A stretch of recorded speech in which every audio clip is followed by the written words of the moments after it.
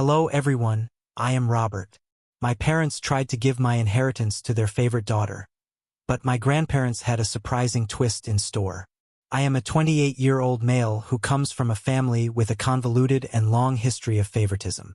My younger sister, Nancy, who is 25, has always been preferred by my parents, especially my dad, starting from our childhood. This partiality only got worse as we grew up. Nancy was the golden child from my earliest memories. For example, our parents threw her an elaborate birthday party, complete with professional face painters, a bouncy castle, and a petting zoo, when I was 5 and she was 2. That same year, I only had a store-bought cake and a little family supper for my birthday. This helped to define the tone for years to come. The differences became clearer as we aged. Nancy always received the newest toys, the greatest clothes, and the most attention. I recall saving months of my allowance to buy a new bike when I was 10 years old. Nancy saw it and wanted one too. Instead of teaching her about waiting or saving, my parents went right out and bought her an even nicer bike than mine. Another area where the bias was evident was in school. My parents attended all of Nancy's school functions while they usually missed mine. I took the front stage in a school play in the 4th grade. I practiced for weeks, driven by great enthusiasm. My parents arrived an hour late on the night of the play, missing my major scene. They were consoling Nancy after she complained of a stomach ache, though she was fine later on. They simply lost track of time playing with her. Regarding academics, nothing I ever did seemed sufficient. I joined the math club, often received straight A's in middle school, and even took first place in a regional science fair. My parents hardly noticed these successes. Meanwhile, they gave Nancy a celebratory dinner and purchased her a new phone as encouragement when she scored a B+ on one test in her weakest subject. High school was particularly difficult. With an eye toward their approval, I put myself into whatever activity I could, all while maintaining a 4.0 GPA. I was the editor of the school newspaper and the debate team captain. Nancy, on the other hand, coasted through school, barely maintaining a C average and spending much of her time hanging out with friends. I was chosen as one of 2 junior-year applicants from our university to participate in a prestigious summer program at Harvard. It was such an honor, and I felt great. When I shared the news over supper, my dad grumbled and quickly shifted the topic to Nancy's forthcoming dance performance. At least my mother remarked, "That's nice," but she moved on fast. My parents couldn't even bring me to the airport when Nancy's concert fell on the same day I was leaving for Harvard. They wanted to see Nancy perform, so I asked the parents of a friend for a ride. Another agonizing experience was the college application process. I worked for months on improving my essays, engaged in extracurricular activities, and prepared rigorously. Several elite colleges accepted me, and I was given a sizable scholarship to my ideal college. When I told my parents about this over supper, their reaction was barely passable. "That's good, but don't let it get to your head. College isn't everything," my dad advised. My mother added, "Just remember about us when you're off becoming a big shot." On the other hand, my parents were quite understanding when Nancy barely passed high school and chose not to attend college. They admired her for knowing herself and for defying social expectations, something they never did for me. They even bought her a car as a graduation gift. Emotionally, this persistent favoritism affected me greatly over my teens and early 20s. I battled anxiety and despair and began therapy in college. I came to realize that my parents' actions were not my fault. Years of effort were needed to build my self-esteem and learn to validate myself rather than depend on my parents' approval. My immediate family did not help me, yet I still managed to lead a decent life. By the time I graduated from college with honors, I had a decent job in finance and even purchased my own house by 27 years old. Though my parents weren't proud, I was glad for what I had accomplished. Here is where the current drama begins. On my dad's side, my grandfather passed away not too long ago. He left a sizable estate and was a successful businessman who started from nothing. In his will, he split his possessions equally among his grandchildren, including me, Nancy, and our cousins, as well as his children, my dad and his siblings. My portion of the inheritance was significant, roughly $500,000. It would have allowed me to invest in my future, pay off my education loans, and perhaps even launch my own company someday. This unanticipated windfall and the opportunities it could present made me happy. However, when the will was read, my parents clearly became agitated. Later, they pulled me aside and told me that they felt it was unjust for me to receive an equal portion. Nancy, who lives in our parents' basement and works part-time at a coffee shop, said she needed the money more since she was struggling. Though stunned, I tried to remain calm. I clarified that Grandpa made this decision and that they had no say in how he divided his estate. They insisted I should act morally and give Nancy my share. When I declined, they became enraged and began guilt-tripping me, calling me ungrateful and selfish. My dad started recalling every instance where they had helped me, even though I worked part-time to help with finances. He emphasized paying for my medically necessary braces, buying me school supplies, the bare minimum, and allowing me to reside at home during college. He conveniently forgot about the car they bought Nancy, the many shopping sprees, and the fact that they still support her at 25. The matter escalated quickly. Acting as the will's executor, my dad decided to handle things himself. He declared that he would interpret Grandpa's intentions and give Nancy my entire portion. He claimed that Grandpa would have wanted this if he had known our unique situation. I was devastated.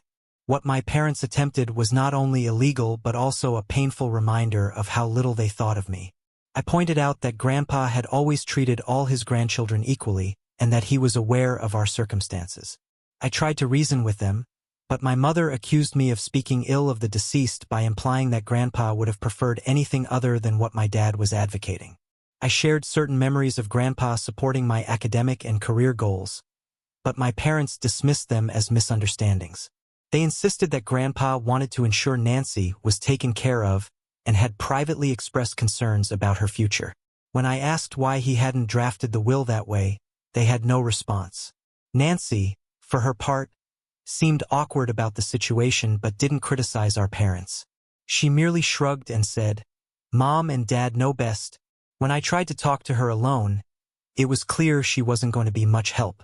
Feeling misled and hurt, I turned to Grandpa's widow, my paternal grandmother, for guidance. Hearing what was happening, she was enraged. She informed me that my parents had no authority to alter the will and that this was exactly what Grandpa had not wanted. Grandma sent some documents that clarified the situation. Several years ago, my parents had asked Grandpa to leave everything to Nancy in his will. Grandpa had steadfastly refused, saying he believed all his grandchildren should be treated equally. He even included a clause in his will stating that anyone challenging the fair distribution would lose their share. Armed with this knowledge, I confronted my parents. Grandma's revelation of their previous attempt to influence the will stunned them. They tried to justify their actions by saying they were only looking out for Nancy's future, but I could see the guilt on their faces. Grandma took immediate action. She contacted the will's other executors and the family attorney. She also reached out to my dad's siblings, who shared her strong disapproval of what he was trying to do. Together, they stopped my dad's scheme and ensured that the will would be carried out as intended. Although my parents are unhappy with me, they were forced to back off. They argued that I should have handled this in-house instead of involving others and accused me of turning the family against them. My mother cried, saying that I had split the family and betrayed them. I told her I had never expected anything from them anyway. In response, my dad threatened to cut me out of their will entirely if I accepted the inheritance. He went so far as to suggest that I would not be welcome in their home should I inherit. In a particularly low blow, my mother remarked that accepting the money proved I never truly loved them and that I was just waiting to profit from their deaths. This situation has divided the extended family. A few of my cousins have been supportive, as they understand the long-standing favoritism and appreciate me standing up for myself. Others, however, believe I should have backed down to preserve peace, arguing that family harmony should come before financial considerations. Although my dad's siblings are firmly on my side, this conflict has strained their relationship with my parents as well. Nancy, unfortunately, is caught in the middle of it all. She confided in me privately that, while she feels bad and didn't ask for any of this, she isn't ready to challenge our parents. She's been conditioned her whole life to depend on them and seek their approval. I don't blame her entirely, but a part of me wishes she would support me just once. This ordeal has brought back a lot of past pain and resentment. I find myself remembering all the times I was overlooked or dismissed in favor of Nancy. The birthday celebrations I missed, the school events my parents skipped, the achievements that went unnoticed. This one incident seems to be bringing a lifetime of unfairness to the surface. Although this conflict has created a great divide in the family, I am standing my ground and intend to take my inheritance as Grandpa intended. My parents barely speak to me now, and family gatherings have become tense and awkward. Last week, I missed our monthly family meal for the first time ever because I couldn't bear the cold shoulders and accusing glares. Despite the turmoil, a small part of me feels empowered. For the first time in my life, I am confronting the unfair treatment from my parents. I'm asserting my value and refusing to be dismissed. It's both terrifying and liberating at once. Even though I believe I'm in the right, the family drama is exhausting. I haven't felt this overwhelmed since college, and I've started experiencing anxiety attacks again. To help manage this stress, I'm considering going back to therapy. Am I wrong for standing up to my parents and accepting my inheritance? Should I have just handed everything over to Nancy to keep the peace? While I'm tired of being the family scapegoat, I also fear losing my family entirely. Any advice or perspective would be deeply appreciated. Update. Since my initial post 6 months ago, a lot has happened. I want to thank everyone for their support and guidance. It truly kept me strong during these trying circumstances. Let me start with the legal aspect of things. Many of you advised me to consult my own attorney, and I did. He confirmed that I had every right to inherit and that what my dad attempted was, in fact, illegal. He helped me record everything and was ready to act legally, should the need arise. Fortunately, things did not transpire that way. Along with my dad's siblings, my grandma and her attorney worked out the matters without involving the court. I got my entire fortune, and the will was carried out exactly as intended. Due to his attempts at will manipulation, my dad was removed as an executor. This was a somewhat demanding process spanning several weeks. My parents threatened litigation. There were tense meetings and furious phone calls, but ultimately, the law was unambiguous, and they had to back off. The family fallout, however, has been noteworthy. At first, my parents doubled down on their viewpoint, accusing me of being avaricious and neglectful of my sister. They also sought to mobilize other family members against me, spreading allegations that I had somehow coerced Grandpa into giving me money. Luckily, most of the family saw through their trickery.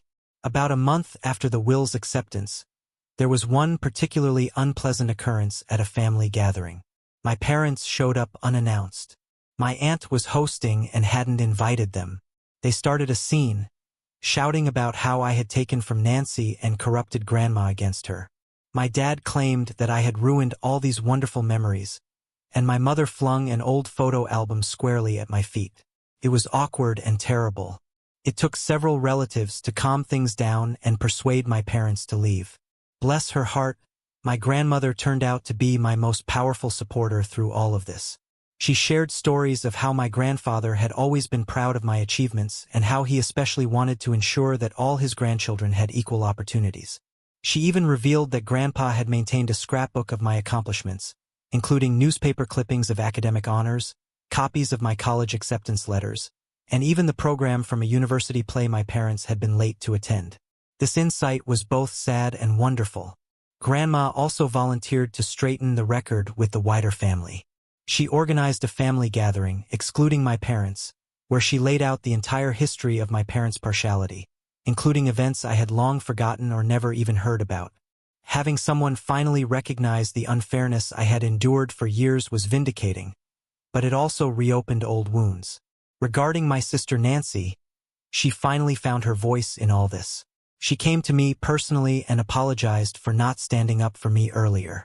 After some soul-searching and several long talks with our grandmother, she admitted that while she also felt our parents' favoritism was improper, she had been too scared to confront it. We discussed our childhood and how it had shaped both of us in great depth and with emotional intensity. Nancy confessed that being the favored child wasn't as wonderful as it seemed. She never learned how to stand on her own 2 feet and felt immense pressure to live up to our parents' expectations. She told stories of times she yearned to accomplish things independently, but our parents would swoop in and handle everything for her, depriving her of the opportunity to develop and learn from her mistakes. For our relationship, this talk marked a sea change. We began to mend the sibling bond that our parents' partiality had broken. Just the two of us have been routinely meeting for coffee to discuss and support each other through this family crisis. Nancy's declaration that she was going to pay for college with her inheritance astonished everyone. She said that seeing me stand up for myself inspired her to start managing her own life. Once she decided what she wanted to study, she enrolled in a nearby community college, intending to transfer to a 4-year university. Our parents were taken aback. I think they knew deep down that their babying had not done Nancy any favors. Their response to all of this has been varied and changing. Initially, they attacked both of us angrily, trying to guilt Nancy into quitting college to help the family, claiming that I had turned her against them. When that failed, they changed tactics. After several protracted talks with my grandmother and witnessing Nancy's remarkable transformation, my mother began to acknowledge how damaging their actions had been. She has made some tentative moves toward reconciliation, even beginning therapy to address her issues. She reached out to apologize, admitting that she had been unfair and requesting a chance to make things right. It's a slow process, and while I'm cautiously hopeful, I'm also maintaining firm boundaries. Sadly, my dad has been less willing to accept any responsibility. Still furious, he sees himself as the victim in all this. He has been cold toward Nancy since she chose to go to college and hardly speaks to me. He has tried a few times to manipulate us, threatening to sell our childhood home if we don't come to our senses, or forgiving us if we realize we were wrong. Although we are both standing strong, it hurts to see him distance himself from both of his children like this. The dynamics among the extended family have changed dramatically. I now live closer to my dad's siblings.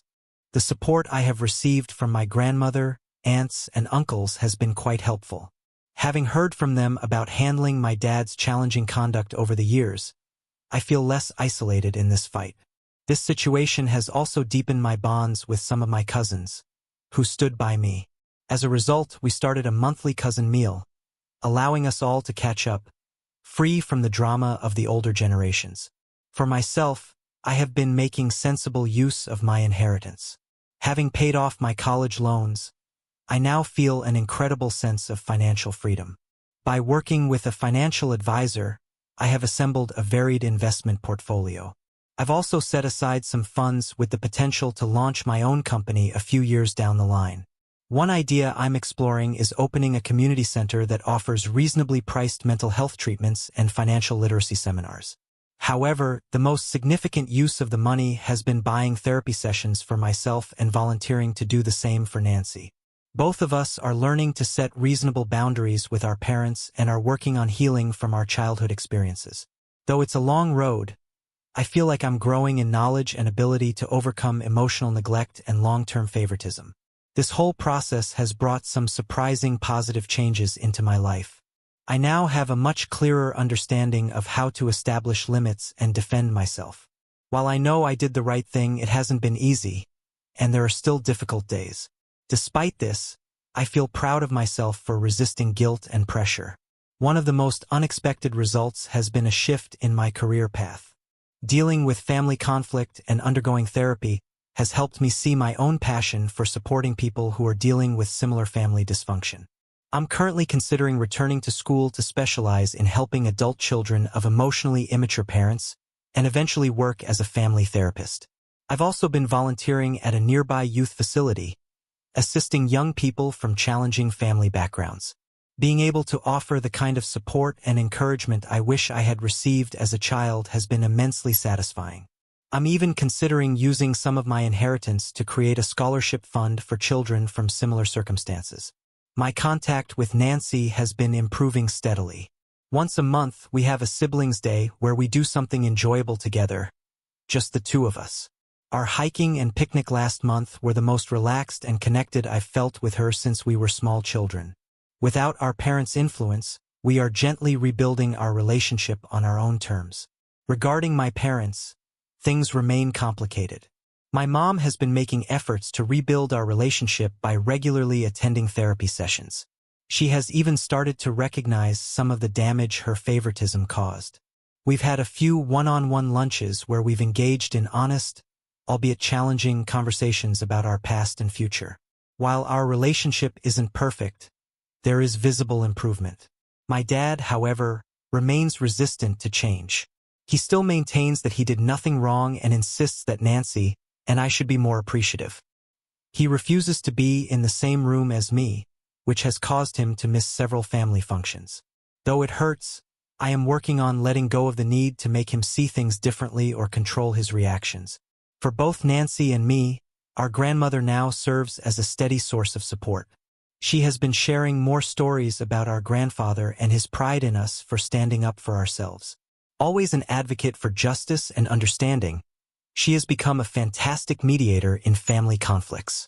This entire journey has taught me a great deal about the true meaning of family. I've come to realize that sometimes the family you choose can be more supportive than the one you were born into. Alongside building a close-knit circle of friends who have been incredibly helpful, I've grown closer to my aunts, uncles, and cousins who stood by me. Setting boundaries and practicing self-care have become more essential to me than ever before. I'm getting better at saying no to situations that compromise my mental health, and I no longer feel guilty about prioritizing my personal well-being. For a long time, I was so focused on gaining my parents' approval that I neglected to explore new interests and hobbies. To anyone in a similar situation, I would advise, don't let anyone make you feel guilty about claiming what is rightfully yours, even if it causes controversy. It's okay to stand up for yourself, even though family dynamics can be complex. You deserve fair treatment. Remember, it's never too late to start building the life you deserve. Seek therapy if necessary. Surround yourself with supportive people, and don't be afraid to set boundaries. Your worth is defined by who you are, not by how your family treats you. I want to thank each of you again for your suggestions and encouragement. They meant more than you might realize during a very trying time. Although the road has not been easy, I am looking forward to the future and feeling a confidence I haven't experienced in years. I am excited about where this new chapter in my life will lead, and am determined to break the cycle of favoritism, creating healthier relationships in my own future family. Regarding my parents, things remain tricky. My mom has been making efforts to rebuild our relationship. She has been routinely attending therapy and has even begun to recognize some of the damage her favoritism caused. We've had a few one-on-one lunches where we've engaged in honest, though challenging, conversations about our past and the way forward. Although it's not perfect, I can see signs of improvement. My dad, on the other hand, still resists change. He insists that he has done nothing wrong and believes that Nancy and I should be more appreciative.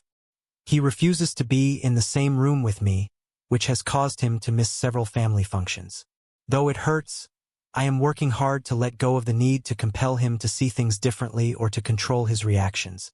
For both Nancy and me, Grandma now serves as a source of stability. She has been sharing more stories about our grandfather and his pride in us for standing up for ourselves.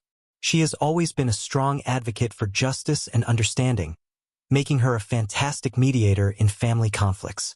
This entire process has imparted many lessons about the true meaning of family. I've come to realize that sometimes the family you choose can be more supportive than the one you were born into. Alongside developing a close-knit circle of friends who have been incredibly helpful, I've grown closer to my aunts, uncles, and cousins who stood by me. Setting limits and practicing self-care have also become more crucial to me. I'm getting better at saying no to situations that compromise my mental health, and I no longer feel guilty about prioritizing my personal well-being. For so long, I was preoccupied with trying to gain my parents' approval, which made me neglect exploring new interests and hobbies. To those in similar circumstances, I would say, don't let anyone make you feel guilty about claiming what is rightfully yours, even if it causes controversy. It's okay to stand up for yourself, even though family dynamics can be complex. You deserve fair treatment. Remember, it's never too late to start building the life you deserve. Seek therapy if necessary. Surround yourself with supportive people, And don't hesitate to set boundaries. Your worth is defined by who you are, not by how your family treats you. I want to thank each of you once more for your suggestions and encouragement. They meant more than you could have known during such a challenging period. Although the road has not been easy, I am optimistic about the future and feel a sense of self-assurance that I haven't experienced in years. The possibilities that this new chapter of my life presents are exciting, and I am determined to break the pattern of favoritism and build healthier relationships in my own future family. Thank you for reading. If you haven't subscribed yet, please do so, and hit the notification bell to stay updated with more real-life stories happening around you.